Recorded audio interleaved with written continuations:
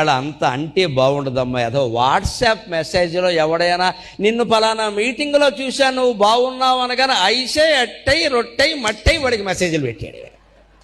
మా ఆయన ఎప్పుడూ అనలేదు, వాడు అన్నాడు. అంటాడమ్మా, ప్రతి మొగాడు వాడి పెళ్ళాన్ని పొగడ్డు, పక్క వాడి పెళ్ళాన్ని పొగుడుతాడు. ఒక మొగాడిగానే చెబుతున్నాను, అనుమానం లేదు.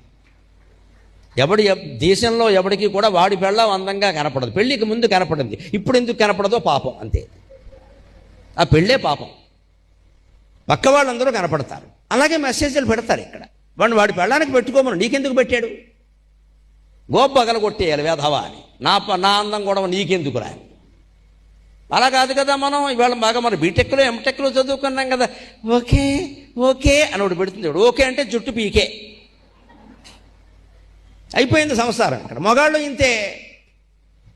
తన భార్య ఎన్నిసార్లు మెచ్చుకున్నా ఈవిడికి ఏం అనిపించదు. ఇక్కడ ఎవరైనా పరాయి వాళ్ళకి అనిపించి యు ఆర్ స్మార్ట్ అనగానే ఇంక వీడు కలిగి తిరిగిపోతాడు. ఇక్కడ ఇంకా